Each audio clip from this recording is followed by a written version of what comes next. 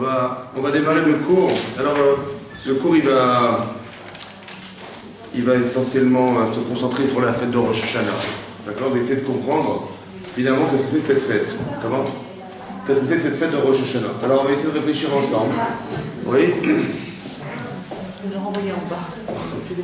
Donc, Rosh Hashanah, c'est la fête, ouais, où on sait pertinemment que c'est un jour spécifique, un jour de jugement. Vous voyez, Hachem nous juge le jour de Rosh Hashanah. On va essayer de réfléchir au départ de qu'est-ce que c'est que la notion de jugement chez Hachem.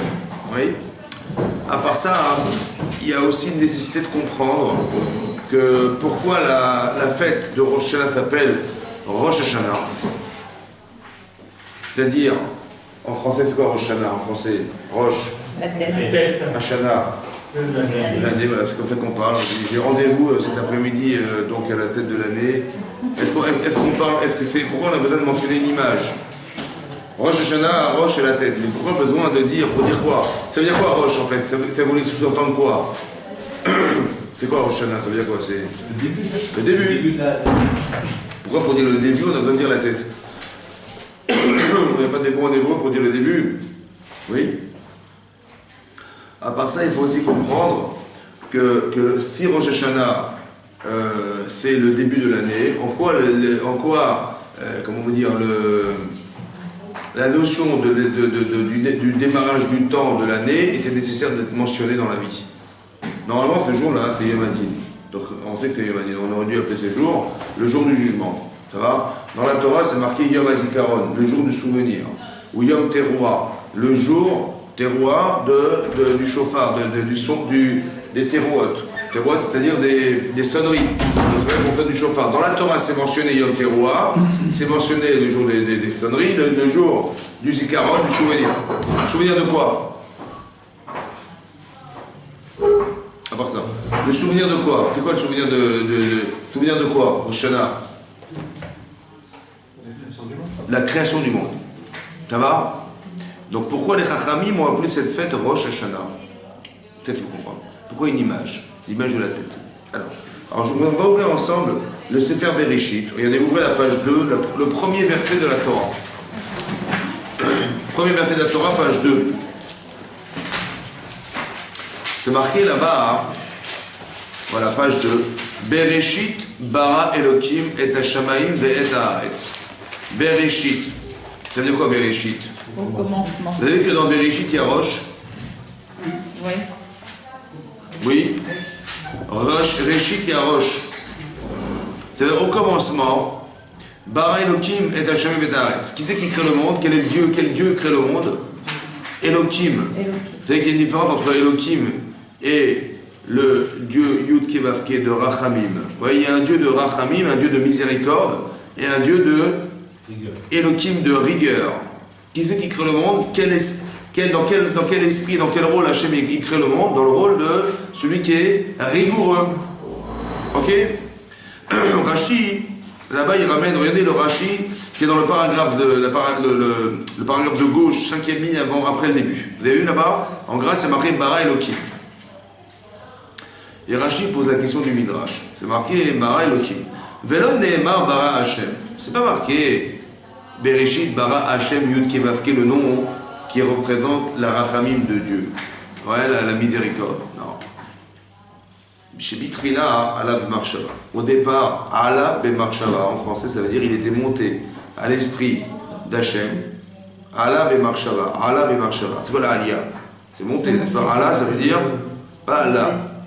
Non, Allah, ça veut dire monter. Ça va? Allah B'Marshava, il est monté B'Marshava dans sa pensée. Livroto B'Midat Adin. De le créer, B'Midat Adin, selon la vertu de la rigueur. Vera'a she'en ha'olam mitkayem. Rashi continue et dit, il a vu que le monde ne pouvait pas subsister à la rigueur.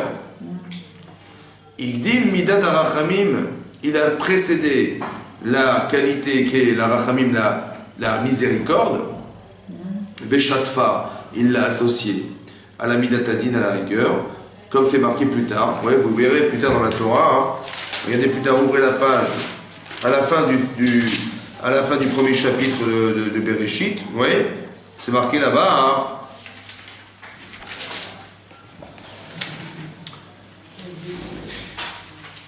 Ouais, c'est marqué là-bas, hein. Voilà. Vous voyez page 10, dans le page 10, regardez où est la page 10, Pasuk Dalet, donc le 4e verset, page 10, c'est marqué Ele Todot Hashamayim Ve'aretz. Donc voici les dérivés du ciel et de la terre, donc on avait créé tout l'univers, Be'i Baream, lorsqu'il les a créés, Be'yom, le jour, Asot, où il a fait Hashem Elohim, Hashem Elohim, Hashem, le Dieu de miséricorde, et Elohim, le Dieu de rigueur, Eretz Veshamim, la terre et le ciel. Ça va? En vérité, il y a une contradiction dans la Torah. D'un côté, c'est marqué qui c'est qui a créé le monde, Bereshit bara, Elohim. Et là-bas, à la fin du paragraphe numéro 2, au début du paragraphe numéro 2, c'est marqué que c'est Hashem Elohim qui crée le monde, le ciel et la terre. Alors, on va savoir qui c'est qui crée le monde, Hashem, la qualité de Rachamim ou de Din, ou bien la qualité de Din. Il faudrait savoir. Alors, le Midrash a expliqué en disant, au départ, il avait pensé créer le monde Midat à Din. Mais il a vu que ça ne pouvait pas tenir. Donc qu'est-ce qu'il a fait? Il a changé et il a créé le monde qu'on connaît être le monde qu'il a finalement créé, c'est le monde de Rachamim et Din. Ça va? C'est clair et net ou pas? Est-ce que c'est clair et net? Ok. Donc c'est clair. Ça vous va ou pas? Ça vous convient? Tout va bien? Est-ce que tout va bien? La baisse? Ok. Moi, alors, j'ai un truc qui me dérange. Ça veut dire quoi Bereshit bara Elohim? Bara, ça veut dire quoi bara? Hein? Bereshit bara. Bara, c'est quoi bara? Il a créé. Mais les Chachamim m'ont expliqué que ça, c'est ce qu'il avait pensé. Quand on dit bit, il y a marqué Elohim dans la Torah, n'est-ce pas? Ça veut dire quoi? C'est ce qu'il avait pensé faire au départ. Il a vu que ça ne pouvait pas tenir. Allah Bevarshava, ça veut dire qu'il était monté à l'esprit d'Hachem de créer un monde de rigueur. Mais ce monde-là, il a vu qu'il ne pouvait pas subsister, l'homme ne pouvait pas subsister à la rigueur, alors il a changé, il a créé un monde de pitié, de rachamim, de miséricorde et de djinn. Ça va? Donc c'est ce qu'il a pensé faire ou c'est ce qu'il a fait? C'est ce qu'il a pensé. C'est ce qu'il a pensé. Or, dans le texte, c'est marqué Bereshit, bara. C'est quoi bara? C'est ce qu'il a créé. Comment Chachamim, ils ont pu dire qu'il a pensé alors qu'il a... Ça va? Vous avez compris? C'est quoi la pensée d'Hachem? Ça, c'est une chose à comprendre. Deuxièmement, qui c'est qui a créé le monde? Hachem? Oui ou non? Est-ce qu'Hachem peut se surprendre de ce qu'il crée lui-même? Je vous explique. Il a voulu créer le monde, Midat Adin, ça veut dire qu'il a pensé créer avec la rigueur. Il a vu que le monde ne pouvait pas subsister à la rigueur. Pourquoi ça ne peut pas subsister à la rigueur, le monde? Pourquoi? Hein? Tu fais une faute, là, tout de suite. Donc ça veut dire que l'homme est trop fragile. Ouais. Pas pouvoir supporter la rigueur que Hachem lui impose. Mais qui est-ce qui a créé la fragilité de l'homme? C'est Dieu. Hein? C'est Dieu. C'est Dieu qui crée la rigueur et c'est Dieu qui crée la fragilité.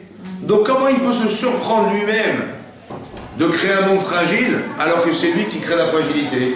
Bonsoir. Comment Hachem il peut se surprendre de créer un monde fragile alors que c'est lui-même qui a créé le monde? Est-ce que vous comprenez? Il a pensé créer un monde de rigueur, mais il a vu que ça ne pouvait pas tenir. Mais pourquoi ça ne tient pas?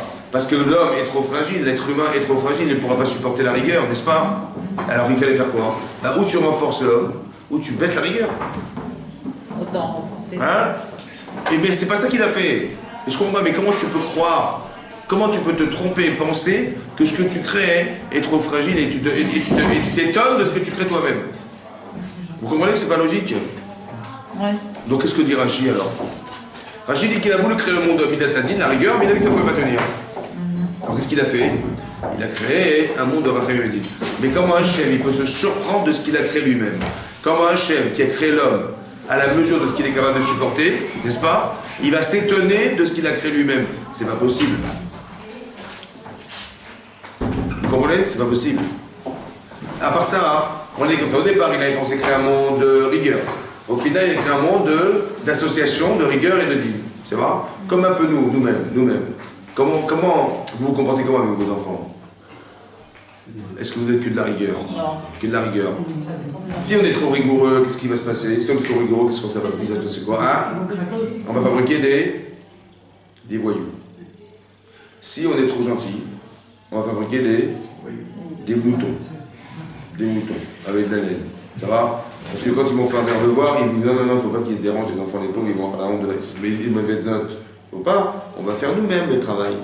On a trop pitié de nos enfants, il ne faut pas les laisser avoir de la peine. Alors on va tout faire nous-mêmes, on va faire croire que ceux qui ont fait le travail, ils auront ovation pas. Et ça va fabriquer des enfants, des abrutis. Des abrutis. Alors qu'est-ce qu'il faut faire alors? Ben, il faut associer les deux. Ça veut dire, écoute, je t'adore, mon chéri, et je comprends que c'est difficile, et combien je comprends, et combien c'est dur, mais il faut que tu réussisses quelque chose quand même. Vous avez compris, l'association des deux, c'est nécessaire. Pourquoi? Parce que l'enfant n'est pas adulte. Vous avez comme par hasard, Hachem, il a créé des bébés. Ouais. Vous avez vu les animaux, comment ça marche l'animal? Ben, je sais pas moi, un poulain, il sort du ventre de sa mère, et ben il marche. Et il court. Mais un bébé, eh ben non. Ça va. Il parle pas, il comprend pas, il n'a aucun souvenir, il se rappellera de rien.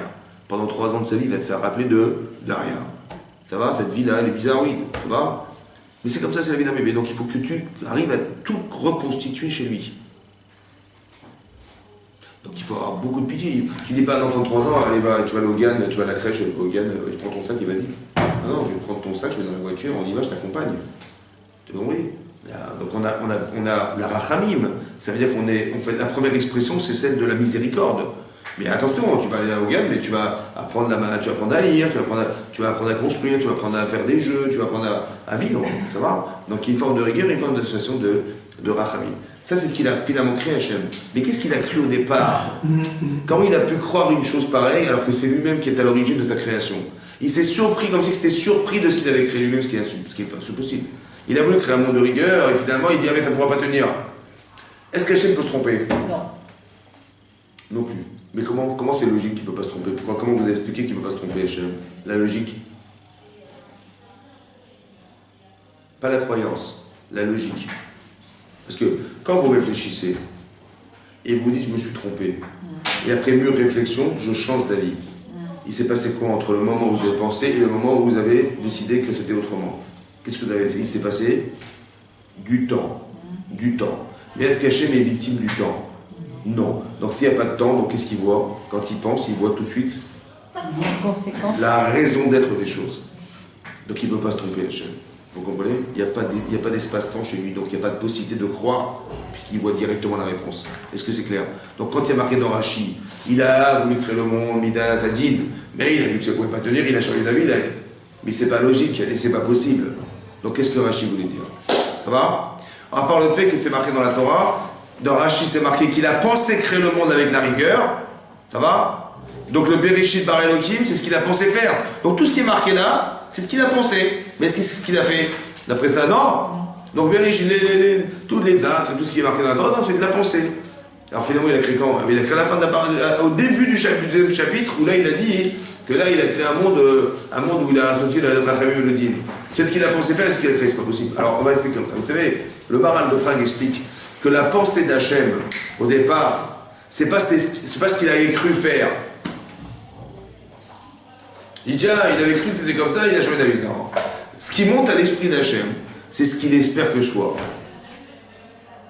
Comme si que ce qui monte à l'esprit d'Hachem, c'est le but à atteindre. Vous comprenez ça?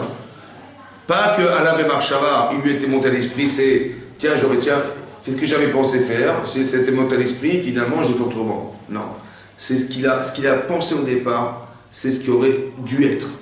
Alors ce qui est intéressant, c'est que la pensée se concrétise dans une création.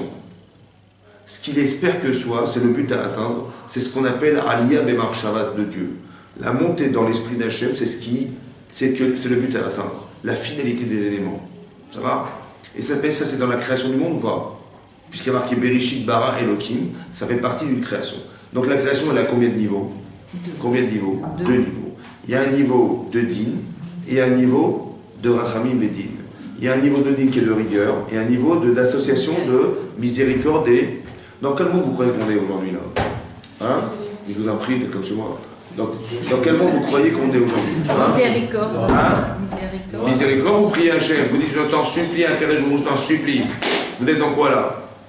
Dans l'espoir d'avoir quelque chose. Ouais. La rigueur, ça serait quoi l'expression de la rigueur? Ça serait quoi l'expression de la rigueur? Je dis j'ai besoin de personne. Ouais. Je me débrouille tout seul. Et bien ce qui m'arrive, et ce que j'ai réussi, j'ai réussi, ce que j'ai raté, j'assume tout. Ça, oui, ouais. Mais non, on voit bien qu'on n'est pas comme ça, nous.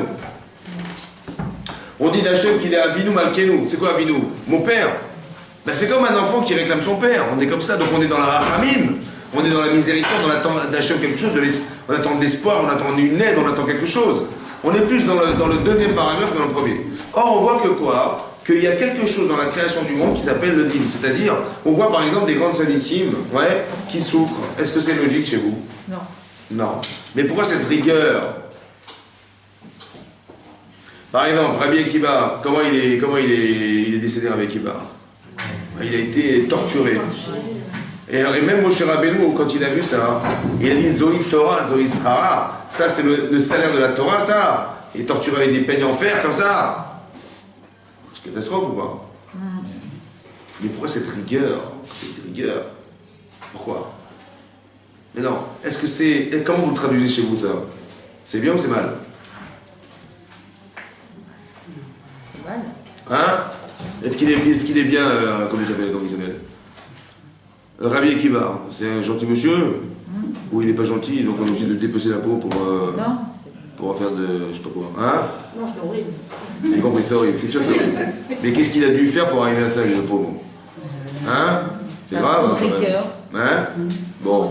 Est-ce qu'on a voulu lui montrer qu'il était rachat? C'était un mécréant, il coupait la tête, on lui coupait la peau. Ouais. Comment vous traduisez ça? Qu'est-ce qu'il veut Hachem? Je comprends pas, moi. C'est normal ce qu'il fait Hachem ou pas? C'est les fautes qu'il a pu réaliser sur Ouais. terre Ouais. pour que là-haut il soit dispensé Très bien. d'un repentir. Donc, Très il bien. a, Donc on lui fait payer.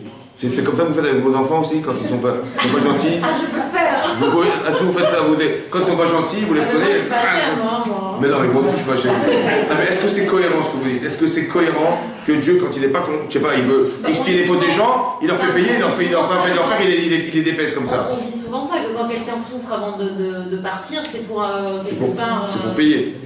Pour moins payer là-haut. Exactement, Chazako. Est-ce que ça vous paraît cohérent ce que vous dites? Non, pas du tout. Attends, est-ce que vous auriez fait face à vos enfants? Vous auriez fait ça à vos enfants?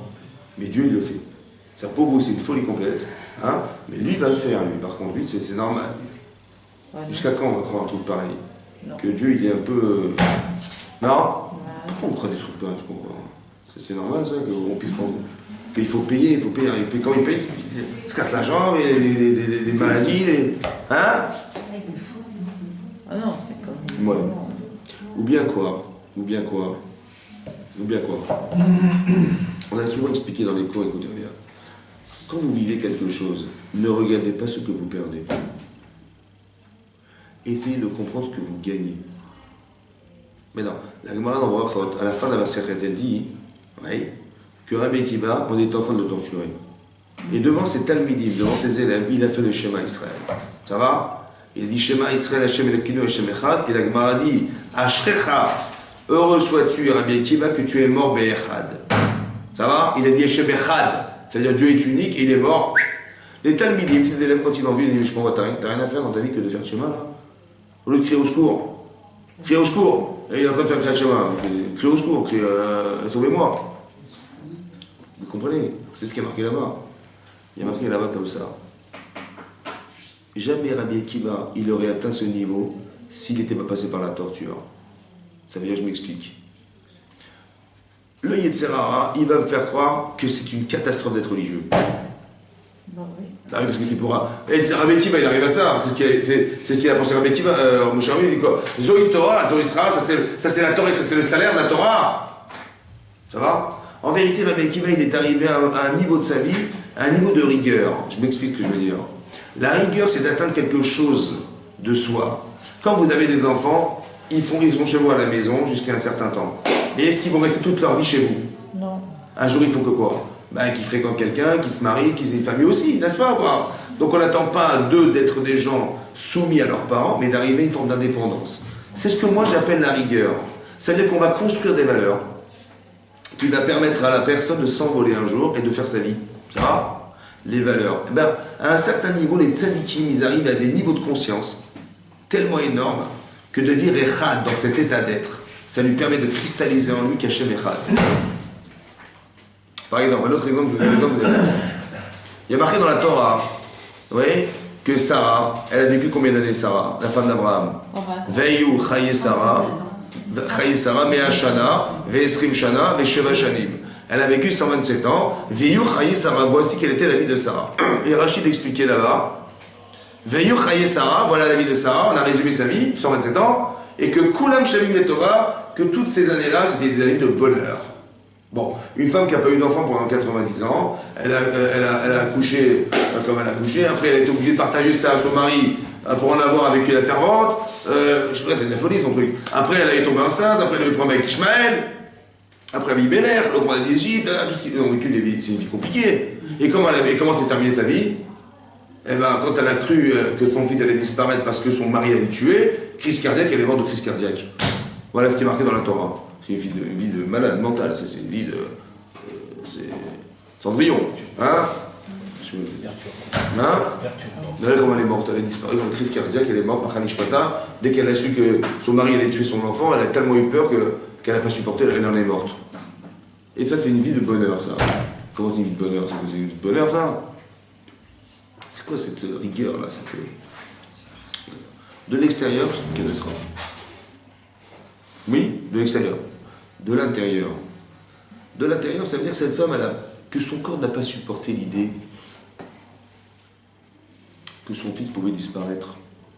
Quand on perd de l'argent, on a une crise cardiaque. Je sais pas, il a perdu 20 euros, 100 euros, 1000 euros, 10 000 euros, 100 000 euros. Crise cardiaque? Non. Mais là, crise cardiaque, ça veut dire quoi? Ça veut dire que son corps n'a pas supporté l'idée que son fils ne pouvait plus être là. Alors, elle est partie. Vous comprenez ce que je veux dire? Mais qu'est-ce qu'elle a entériné? D'un côté, c'est catastrophique. Mais d'un autre côté, elle est devenue la femme qui, par amour pour son enfant, très puissant, en simplement imaginant qu'il ne serait plus là, elle n'a pas pu supporter. Elle a cristallisé. Peut-être que la femme juive, vous savez, le symbole de la femme juive qui est apparente, ça vient de ça. Peut-être que ça vient de là. Qu'on a entériné dans l'histoire à jamais qu'à travers Sarah, qu'il y a une femme qui a été capable d'aimer son enfant jusqu'à en mourir et qui n'a pas supporté. Vous comprenez ce que je veux dire ou pas? Essayez de comprendre ce que vous gagnez d'elle. Mais ça, c'est de la rigueur, ça. C'est le din. Mais pas, vous avez compris? Regardez le din non pas comme quelque chose qui est néfaste, parce que dans ce Olamazé, on va perdre. C'est vrai. Quand tu voyais des grandes sadikim qui ont des grandes maladies, tout ça, vous dites, mais les pauvres, c'est comme ça qu'il faut le voir. Mais même des gens qui ne sont pas religieux dans la maladie, ils deviennent religieux, les types. Tout à coup, tiens, il faut demander à des rabbins de prier pour nous, demander des prières. Mais je dis, mais tu manges pas cachère, de quoi tu parles? Ben, tout à coup, ça devient. Pourquoi? Parce que dès l'instant où il n'y a plus de désir de masquer chez soi ce qui nous dérange dans la religion, le désir, il n'y a plus parce qu'il est malade. Il n'y a plus de désir. Tout à coup, il n'y a plus le désir de masquer que la religion nous dérange. Il n'y a plus. Ben, ça laisse une porte ouverte à quoi? Ben, tout ce qui m'a dérangé. C'est-à-dire de ne pas être religieuse, de ne pas être religieux. Vous comprenez? Et ça remonte à la surface. Tout à coup, le type dit, mais priez pour moi, faites des machins. Mais pourquoi tu deviens religieux? Qu'est-ce qui t'arrive? Vous avez compris ce que ça veut dire? Il y a une forme de rigueur qui s'impose à Hachem. Cette rigueur-là, c'est ce qui laisse apparaître. Bereshit bara Elokim et Hachem et haaretz.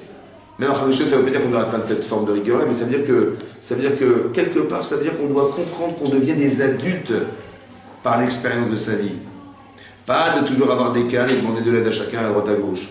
Que Hachem, il espère un jour qu'on va atteindre quelque chose qui arrive à démontrer la capacité d'indépendance qui existe chez l'homme. Pas qu'on soit toujours obligé de l'aider. Pourquoi c'est comme ça? Parce qu'il faut mériter quelque chose, c'est mériter le monde futur. Or, si tu t'associes avec les autres, avec Hachem, eh ben ton monde futur, il va se concentrer dans ce que tu as pu faire un peu avec les autres. Et je ne dis pas ça. Ça, c'est la perspective que Hachem il a organisée pour l'homme, en particulier. Mais l'homme en général. En général.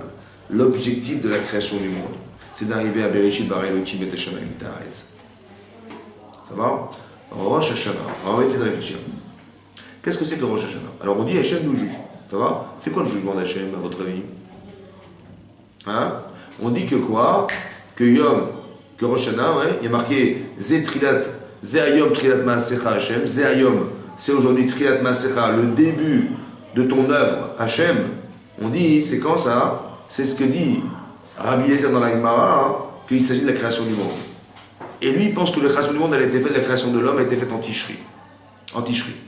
Mais il y a une marloquette dans la Gemara, est-ce que le monde a été créé en Nissan ou en Tishri? Et comme par hasard, là-bas, Tosfot, il y a Tosfot dans Rosh Hashanah qui dit qu'il n'y a pas de discussion entre les deux. Que Rabbi Yoshua, il pense que ça a été créé en Nissan, c'est ce qu'il a finalisé. Et là-bas, il dit, Allah Bemar Shava, le même langage qu'on retrouve dans Rashi, que d'après Rabbi Eliezer, il a pensé créer le monde en Tishri. Ça va? Ça veut dire quoi? Il est monté à l'esprit d'Hachem de créer en Tishri. C'est que l'objectif, selon Rabbi Eliezer, c'est qu'on arrive à atteindre le jour où Hachem a pensé dire Bereshit bara Elokim et Hashemayim et Haaretz. Yom HaZikaron, c'est le jour de Rosh Hashanah. C'est quoi le jour du souvenir de quoi? Le jour du souvenir où Hachem a dit Bereshit bara Elokim et Hashemayim et Haaretz. Il faut qu'on se rappelle à Rosh Hashanah qu'un jour Hachem a dit ça. Il faut qu'un jour on se rappelle qu'Hachem il a dit ça, c'est qu'on doit atteindre ce niveau. Ça va. Pas tout le temps penser qu'on doit s'associer avec lui en espérant qu'il va nous aider. Un petit peu de désir d'indépendance. D'arriver à dire à Hachem, écoute, j'ai plus besoin, je me débrouille par moi-même. Comme un enfant, il a la couche, et ben les parents sont contents quand il dit, ben, j'arrête la couche. C'est terminé. Tu vois, désir d'indépendance. Après, il a marché tout seul, après, etc., il s'est débrouillé tout seul. Ce plaisir de l'indépendance, c'est ce qu'Hachem, il espère, Bereshit bara Elokim et Hashemayim et Haaretz. Yom HaZikaron, le jour du souvenir de Rosh Hashanah, c'est ça. Ça veut dire qu'il y a une perspective d'avenir proposée par. Rosh Hashanah, ça tombe quel jour de l'année? Rosh Hashanah, ça tombe quel jour de l'année? Hein? Deux. Quel jour de l'année en hébreu? Quel jour? Le premier. T'as déjà vu toi un jugement qui se fait le jour de l'année entamée? Ah non. Hein? Quand tu passes un examen, ben, tu passes un examen avant, n'est-ce pas? Et si tu réussis, tu mériteras de continuer l'année prochaine, oui ou non? Et bien là, c'est bizarre, comme par hasard, on commence l'année alors qu'on n'a pas été jugé. Ou on est jugé le jour de l'année entamée. C'est logique ou pas chez vous, ça? Non. Donc ça veut dire quoi? Peut-être qu'on s'est trompé. Qu'est-ce que c'est que... On s'est peut-être trompé du jugement. C'est quoi le jugement? Il nous laisse le temps de faire le chemin.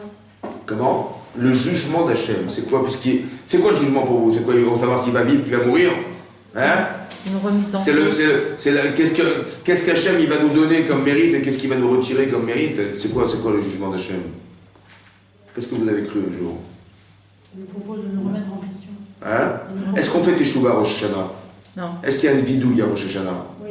Il y a ou pas? Ah oui. Il y a ou pas? Non. Il n'y a rien du tout. Non, il n'y a pas ça. Il n'y a pas de vidouille, c'est Yom Tov. Alors qu'on fait Teshuvah à Rosh Hashanah ou pas? Il y a? Non, non. Il n'y a pas? Alors c'est quoi Rosh Hashanah alors? Ben, les moustiques, hein? C'est quoi Rosh Hashanah? Est-ce qu'on fait des Teshuvah à Rosh Hashanah? Non. On ne fait pas? Alors c'est quoi Rosh Hashanah? C'est quoi le jugement d'Hachem? Qu'est-ce qu'il fait Hachem? Hein? Il va juger toute l'année. Juger, ça veut dire quoi juger? C'est quoi juger? C'est quoi juger? Le pour et le contre de... Quand le juge il décrète quoi? Un décret, un juge. Il va aller en prison, on va le dédommager. C'est ça qu'il fait Hachem, il va aller en prison, on va le dédommager. Est-ce qu'on juge les gens toute l'année ou pas? Non. Ok. Il y a marqué comme ça, l'Agma de Rosh Hashanah a dit là-bas, hein, il y a 3 livres ouverts devant Hachem à Rosh Hashanah. Ouais, vous connaissez cette histoire? 3 livres, il y a le livre des Tzadikim, le livre des Rechaim et des Bédonim, des gens partagés. Les livres des Tzadikim, ouais, c'est quoi le Tzadik de l'Agmara? Quelqu'un qui est majoritairement mitzvot. Tu fais des actions. Si le Bédoni, le Bédoni c'est le moyen, c'est celui qui est partagé. Donc il est 50-50.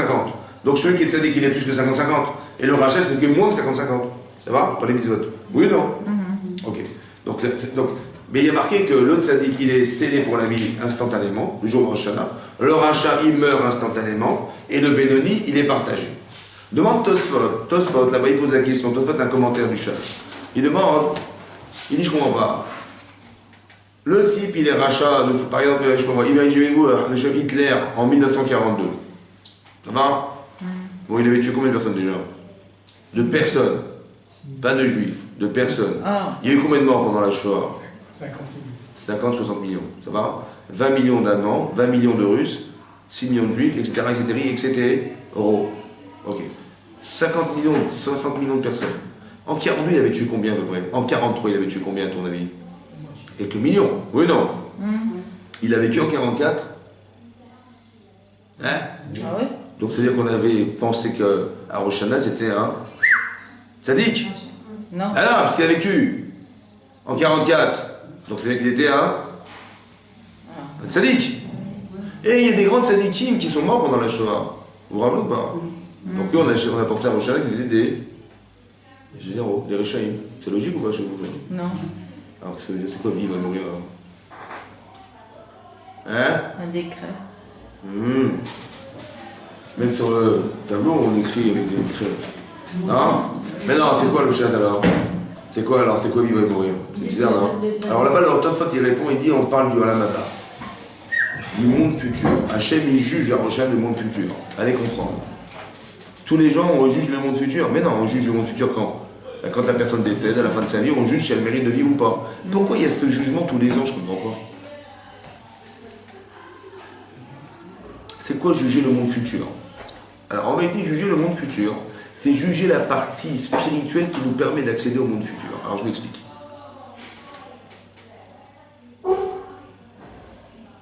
Il y a une psikta, c'est un midrash, qui dit la chose suivante. Quand Adam Arishon a fauté, il a fauté à quelle heure de la journée? Il a fauté vendredi, à quelle heure? Il a été créé à 10h, à 11h il a fauté de la journée. Et à midi, il a été jugé. Qu'est-ce qu'il a dit à Hachem? À Adam Arishon. Il a dit, tu vas sortir du Gan Eden, tu vas être chassé du Gan Eden, et tu travailleras là sur le ton. Le jugement d'Hachem, il était sur le passé, où l'expression du jugement, il est sur le futur. Hein? Hachem, il a dit, dorénavant, tu sortiras du Gan Eden, et tu mangeras à la sueur de ton front. C'est ce que j'ai décidé pour toi. Ça va? Le jugement, c'est ça le jugement. C'est pas le jugement, c'est la constatation qu'il a fait une avéra. Non, le jugement, c'est qu'est-ce qu'on va faire de toi demain. Ça va? Pour réparer ce que tu es présent aujourd'hui. C'est bon? Donc le jugement d'Hachem, il est sur le... Pas comme nous, le jugement d'Hachem, c'est un décret, on dit va aller en prison. Non. Le jugement d'Hachem, mais alors, est-ce que vous croyez une seconde que quand Hachem il a dit à Adam, tu vas sortir du Gan Eden, ça veut dire quoi, à votre avis? Comment ça se traduit chez vous, ça? Tu le mérites pas. Hein? Tu le mérites pas. C'est comme ça que tu as compris. Ou bien... C'est trop difficile. C'est trop difficile. Quand tu vois qu'un enfant, il ne réussit pas à l'école, ouais, il ne réussit pas à l'école, et il doit redoubler, par exemple, tu dis, tu ne mérites pas, ou tu dis, manifestement, tu n'es pas dans les tu n'as pas absorbé tout ce qu'il fallait savoir, donc finalement, tu vas devoir refaire la classe. Comment je réfléchis, le truc? Manifestement, d'être au Gan Eden pour Adam Arishon, c'était pas supportable. Alors il vaut mieux qu'il en sorte pour y retourner un jour. Vous comprenez ce que fait Hachem? C'est un acte de chesed, c'est pas un acte de punition, ça. Travailler à la sueur de son front, la difficulté, c'est l'appréhension que j'ai d'exister, en sachant que sans Hachem, je n'y arriverai jamais. Ça va? Donc quand je vais travailler et je ne sais pas ce qui va se passer demain, j'appréhende, donc je prie Hachem pour que ça marche bien. Oui ou non? Je reconstruis la confiance d'Hachem dans la difficulté d'exister. C'est réparateur du manque de conscience qu'il a dû avoir de fauter en pensant qu'Hachem n'était pas là. Vous comprenez? C'est ça que ça veut dire, à la sueur de son front. Donc ça veut dire que Hachem, il propose une situation de vie qui va permettre à Adam Arishon de corriger une conscience qui n'était pas présente au moment de la faute. Ça va? Donc qu'est-ce que propose Hachem dans la vie d'un homme? Des circonstances qui vont créer chez lui la conscience qu'il n'a pas eu le jour où il a fauté. Ça va, c'est clair? Donc le projet d'Hachem de Rosh Hashanah, c'est quoi? C'est de juger 365 jours. Ça veut dire à l'homme, tiens, qu'est-ce qu'on va faire de lui le premier jour de Rosh Hashanah, qui va être le dessin de son évolution jusqu'à l'année prochaine. Rosh Hashanah. C'est quoi Rosh? La tête. La tête, c'est quoi la tête chez l'homme? L'essentiel. On va juger de l'essentiel de l'année le jour de Rosh Hashanah. Shana, ça veut dire quoi Shana? L'année. Et ça veut dire aussi Shinui, qui veut dire le changement. Le sommet de ce qui doit changer chez l'homme. On espère que l'année prochaine, il sera différent. Cette femme, elle sera différente. On va lui proposer de traverser toute l'année quelque chose qui va l'amener à changer. Le sommet, le concentré, le roche, ce qui est à la tête de tout ça, c'est Rosh Hashanah. Vous comprenez ce qu'a fait Hachem? Il dit pour elle, il faut qu'elle passe par ça, par ça, par ça. Essayez de vous remémorer un petit peu, voilà, il s'est passé 1 an depuis l'année dernière. Essayez de vous remémorer ce que vous avez vécu pendant cette année. Ça va? Ben, tout ça, ça vous a permis de vous aguerrir. Normalement, ça vous a construit. Si vous l'avez bien assimilé, bien compris, ouais, dans le bon sens des choses, ça n'a pas toujours été facile, etc., etc. Il y a eu des moments heureux, un peu difficiles, mais la difficulté doit permettre d'acquérir quelque chose. Ça va? Qu'est-ce que vous avez gagné en passant par cette épreuve? Qu'est-ce que vous avez gagné? Pas ce que vous avez perdu. Qu'est-ce que vous avez gagné? Vous avez compris? À une extrême limite de soi, Rabbi Akiva, il a gagné d'Irechad. Ça va? Il y a des gens, pendant la Shoah, vous croyez que c'est une catastrophe la Shoah? Mais il y a des gens qui ont été capables de faire des mises-votes dans cet état-là. Mais donc, qui sait aujourd'hui, en 2016, qui peut arriver à ce niveau-là? Qui? Alors, je vous dis d'un côté, c'est catastrophe, d'un côté, mais le mérite des mises-votes qu'ils ont atteint, les titres, mais c'est extraordinaire. Alors, il est où le mal? Physiquement, c'est une catastrophe. Mais moralement, mais spirituellement, c'est fantastique. Il faut arriver à ne pas tomber dans le piège du Yetzer de croire ce qu'on voit, mais de comprendre ce qu'on gagne d'être. Essayez de comprendre ce que vous avez gagné d'être. Et c'est vrai que c'est comme ça. Quelqu'un qui travaille à l'école, c'est dur, mais il réussit, il arrive à se construire, il arrive à avoir une satisfaction de soi, il arrive à avoir de l'assurance. C'est ça qu'il faut chercher à gagner. Tu dis, mais c'était dur, mais ça, j'ai pas envie d'aller à l'école. C'est vrai, tu as raison. Mais regarde pas ce que tu perds d'y aller. Regarde ce que tu gagnes de devenir. Vous comprenez? C'est un petit peu ça, le yesod de la vie. C'est ça vivre, en fait. Vous comprenez? Donc Hachem, il dit, voilà, cette femme-là, cet homme-là, voilà, tel qu'il est aujourd'hui, qu'est-ce que je vais faire pour lui? Pour l'aider à se bonifier, à être une meilleure personne. Parce qu'un jour, il faut qu'on arrive à quoi? À Bereshit Bara Elokim, partez du principe que ce que je Rosh Hashanah, c'est le lieu du souvenir où le jour Hachem a dit Bereshit Bara Elokim et Hachem evet haaretz. Il faut se rappeler que c'est ça le jour du souvenir de la création du monde. Pas le souvenir où il a créé le monde, le souvenir de la création du monde, Rosh Hashanah. Maintenant, si on approfondit un petit peu, écoutez-moi bien.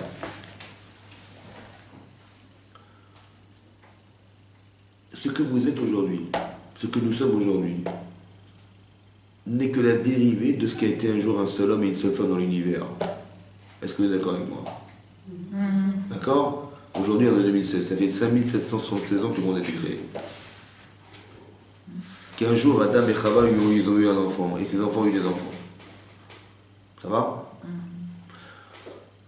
C'est pas par hasard que les Chachamim et que la Torah, elle traduit que l'homme, c'est un Etz Adad, c'est un arbre. Etz Adam, hein? Adam, Etz Asadeh. Un homme, c'est un arbre des champs. Pourquoi l'arbre? Ben, quand vous voyez un arbre, au départ, c'était quoi un arbre? Hein? Au départ, c'était quoi? Une graine, c'était un pépin, c'était ce que vous voulez, ça va? Et après, c'est devenu un arbre qui a produit des fruits. Mais vous êtes quoi, vous? Est-ce que vous n'êtes pas, finalement, les fruits de l'arbre? Oui. C'est bon, pas? Mais qu'est-ce qui c'était au départ? C'était un pépin. C'est qui le pépin? Ben, c'est Adam et Chava.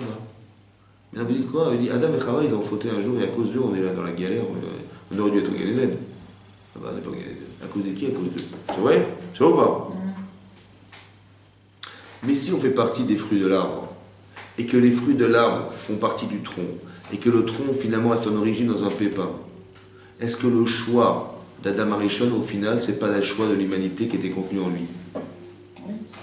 Donc si on fait partie de l'humanité qui est contenue dans Adam, et que nous-mêmes on a choisi ce que Adam a choisi, et que Chava a choisi en tant que femme, est-ce qu'on n'est pas là aujourd'hui pour réparer la particule qu'on a été un jour, de réparer le Réchit? Bereshit bara Elokim et Hachem evet haaretz. Rosh, Réchit, Rosh. Est-ce qu'on n'est pas là pour réparer au final ce qu'on a un jour décidé? Berosh, Hashanah, Bereshit. Hein? Est-ce qu'on n'est pas là pour ça? Pour réparer tout ce qu'on a pu choisir un jour de façon moléculaire, on va dire, dans Adam Arishon. C'est peut-être pour ça qu'on est sur Terre, non?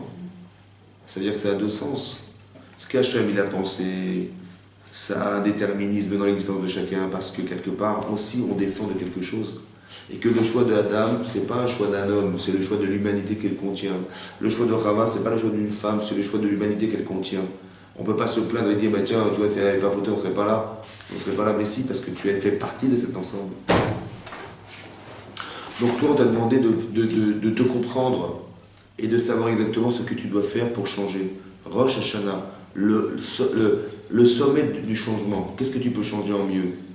Ça va? Mais pour changer, il faut avoir une référence. Pour savoir dans quelle direction tu dois orienter tes efforts. Vers quoi tu tends? Qu'est-ce qu'Hachem attend de toi? On apprend la Torah pour donner une direction à sa vie. Peut-être que l'idée profonde de Rosh Hashanah, c'est d'expliquer un homme comme ça. En vérité, Rosh Hashanah, c'est quelque chose qu'on appréhende. C'est vrai ou pas?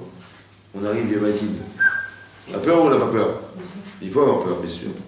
Mais est-ce que c'est bien vécu ou c'est mal vécu? Ou bien c'est l'occasion qu'Hachem nous a donnée de le retrouver pour revivre ensemble quelque chose? À votre avis, c'est plus dans ce sens-là ou plus dans le sens de qu'est-ce qui va nous arriver? Non, c'est plus. On est... Ça va? Ouais. Ok. Plus dans la... Donc c'est quoi le livre des vivants, le livre des morts? C'est quoi ce livre alors? Marqué dans la Gemara qu'il y a le livre des Rishaïm, le livre des Sadikim, le livre des vivants, des morts et des partagés. Ça va? Alors c'est quoi ce livre? Est-ce que Hachem il a un livre devant lui? Non. On dit Kodvenu Besefer Achaim. On dit dans la prière, inscris-nous dans le livre de la vie. Bon. Qui c'est qui a écrit? Qu'est-ce qui a écrit la Tfila? Qui c'est qui a écrit la Gemara? Qui c'est qui a écrit la Gemara? Qui c'est qui l'a écrit? Ravina et Ravashi, qui étaient des grands Amoraïm. Et la Mishnah, elle est écrite par Rabbi Udanasi, qui était un Tana. C'est des grands hommes ou pas? Mais quand on lit le texte de la Mishnah, vous savez, il y a 3 livres ouverts à Rosh Hashanah. À qui vous croyez qu'on parle? À des adultes ou des enfants?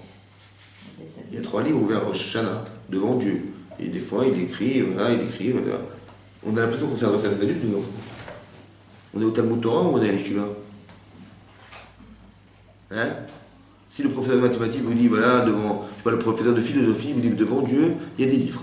D'accord, les enfants, ça va? Et Dieu, il écrit dans un livre, et puis il vous promet que si vous êtes tzadikim, et à qui tu parles, j'ai pas compris. C'est des Tanaïm qui écrivent ça, c'est des Tanaïm qui ont écrit ça. Hein? On s'adresse à des enfants ou des adultes? Des adultes. On a l'impression qu'on est des enfants. C'est quoi ce livre? C'est une image. C'est pas Roche, c'est une image. C'est quoi le livre? Vous croyez qu'il y a des livres devant Dieu? Il y a des livres? Hein? Non, c'est sûr. Donc c'est quoi le livre?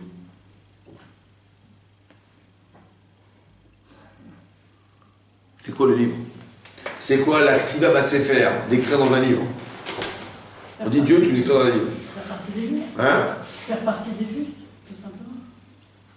Mais c'est quoi l'écriture? Si je vous avais dit, tiens, j'espère que Dieu il va m'aider pour être un sadique. On a besoin de parler d'écriture, on a besoin de parler de livres. Les âmes, non? Hein? L'écriture, c'est l'âme. L'âme. C'est quoi le livre? Ah, écoutez-moi bien. C'est marqué dans le Pirkei Avot. Dans le Pirkei Avot. Maxime Pépère. Marqué Kol Maasecha Bassefer Nechtavim. Tous tes actes sont marqués dans un livre. C'est marqué dans le Pirkei Avot, ça aussi. Tout Kol Maasecha, tous tes actes sont marqués dans un livre. On dit Zé Sefer Toldotat Adam. C'est le livre de la descendance de l'homme. C'est quoi ce livre? Vous croyez que Dieu, il indique ce que Dieu là-haut, il marque tout, là-haut, il y a un type qui écrit toute la journée ce que vous faites? Hein? Non. En fait, le livre, c'est ce que c'est que le livre. Le Yarbetz, il est dit que le livre, le Sefer de l'homme, c'est la conscience de l'homme, le Nefesh Adam. Tout ce que vous faites s'inscrit en vous. Tout ce que vous faites s'inscrit en vous. Vous avez la mémoire de votre passé parce que ça s'inscrit dans votre cerveau et ça s'inscrit dans votre corps. Les émotions. Vous êtes le livre. Donc quand le Hachem il a un livre devant lui, ça veut dire quoi? C'est quoi ce livre? Mais c'est vous. Vous comprenez ce que ça veut dire? Quand Hachem il vous voit, combien de temps ça lui prend pour vous voir, et pour vous juger, pour vous voir, pour constater ce que vous êtes? Ça prend combien de temps? Hein? Fraction de jour. Une façon de... Parce que quoi? Parce que quoi? Comment il fait? Parce qu'il voit tout le passé, c'est ça? Hein? Ou bien, qu'est-ce que vous êtes?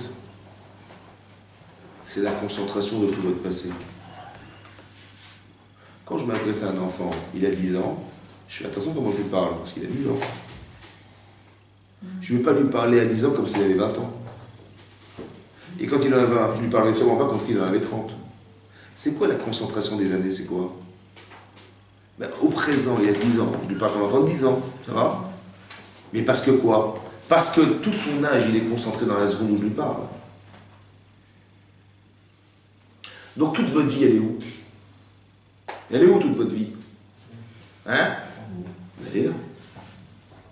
Tout le passé, tout ce que vous êtes, tout ce que vous avez réfléchi, tout ce que vous avez décidé, tout ce que vous avez subi, tout ce que vous avez ressenti, c'est où? C'est où? Ben c'est là. Quand quelqu'un qui a eu un traumatisme jeune, il a peur, ça va? Ça va? Il a vécu ça il y a 25 ans, ça va? Mais pourquoi il tremble à 50 ans alors que ça s'est passé il y a 25 ans? Pourquoi? Non, c'est dans sa Hein? mémoire. C'est vieux, c'est vieux! Dans sa mémoire. Parce qu'au présent, il est ce qu'il était au passé. Ça veut dire que le présent, c'est la concentration de tout son passé. Donc si le présent de l'homme, c'est la concentration de tout ce qu'il a été dans sa vie, donc quand Hachem il voit l'homme au présent, il voit quoi? Il voit tout de suite 50 ans d'âge. Il voit 60 ans, il voit 20 ans, il voit 10 ans, il voit 15 ans. Oui, non. Parce que la concentration de tout ce qu'il est, c'est voilà. Donc qu'est-ce qu'il juge Hachem alors? Il juge pas ce qu'il voit, puisque le voit la seconde. Le jugement d'Hachem, c'est pas une constatation, c'est quoi? C'est qu'est-ce que je vais faire de lui pour faire que maintenant il va atteindre quelque chose un jour. Est-ce que vous savez qui vous êtes? Est-ce que vous savez ce que vous allez devenir? Hein? Vous savez qui vous allez devenir? Est-ce que vous saviez il y a 10 ans ce que vous êtes aujourd'hui? Est-ce que vous saviez il y a 10 ans? Non. Ça ressemble à quoi ça? Vous savez à quoi ça ressemble? Ça ressemble à un arbre.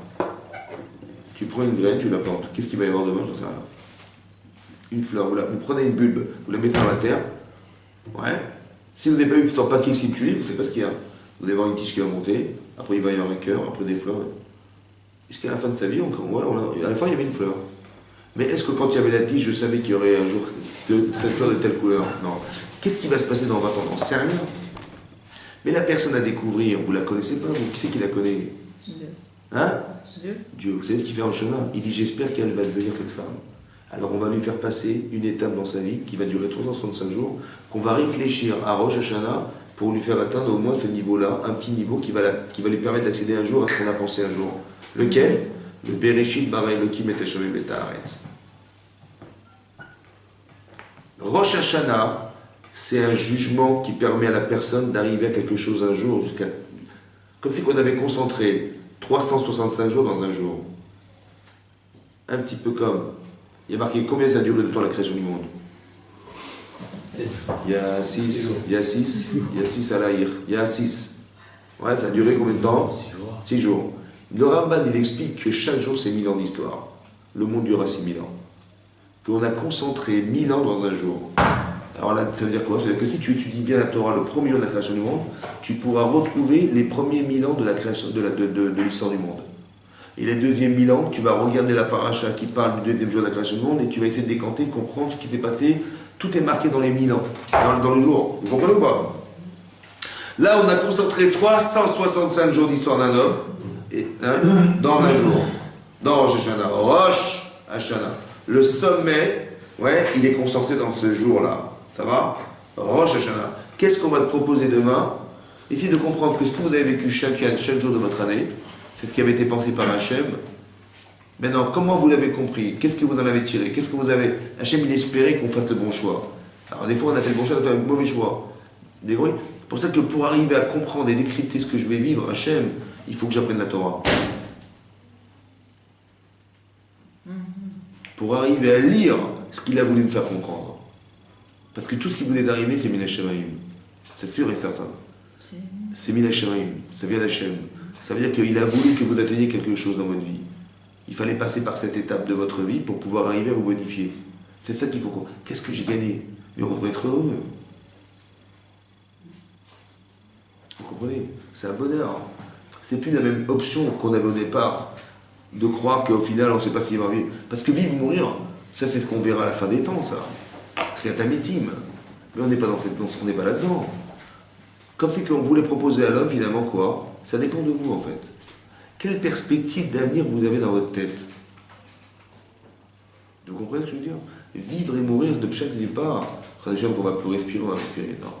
C'est de savoir, est-ce que vous voulez que vivent les choses? Tu veux apprendre la Torah, tu veux d'être cohérent, tu veux être lucide, tu veux avoir de la conscience, tu veux? Alors je vais te proposer de rencontrer telle personne, voilà, super. Et si c'est l'inverse, tu veux pas, tu veux, c'est mieux faire. Ça va? Vivant, mort. On a expliqué souvent dans les cours, on a dit que si quelqu'un est indifférent, inconscient, ouais, est-ce que ça vit en lui? Il n'est pas conscient. Il dit, mais t'es là ou pas? Tiens, j'ai pas fait gaffe. Ou le type, ou par exemple, quelqu'un qui a très envie de faire une avéra, on dit, mais c'est grave, qu'est-ce que tu fais, machin, quoi tu fais?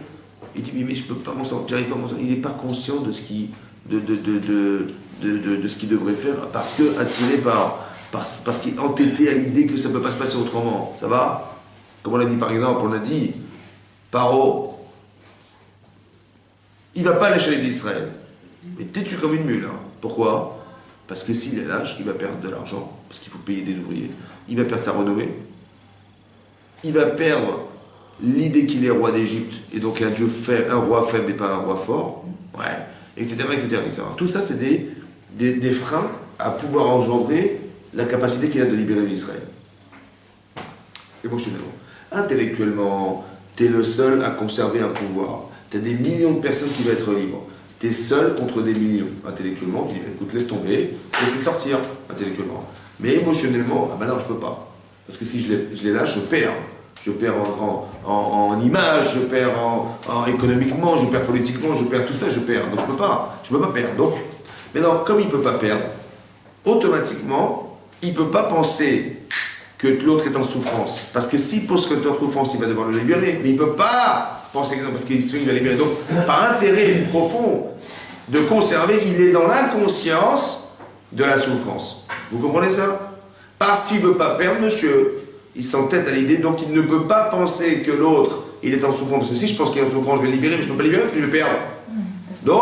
Donc, je ne libère pas. Ça va? Cette inconscience, il y a quelque chose qui n'est pas vivant chez lui. Il a fait un choix de croire qu'il va vivre par intérêt personnel. Mais il y a quelque chose qui ne vit pas en lui. C'est la souffrance qui devrait être orchestrée par le fait qu'il voit des gens souffrir. Il voit des gens travailler et mourir sous les coups. On le pince dans sa douleur et ça ne fait pas mal. Ça n'a pas suffi à lui faire mal au point de lâcher. Ça va? Donc est-ce qu'il est vivant ou il est mort? Un type, vous le pincez, il ne réagit pas. Et vous lui pincez, et puis il ne réagit pas. Il est vivant ou il est mort? C'est ce qu'on appelle la mort.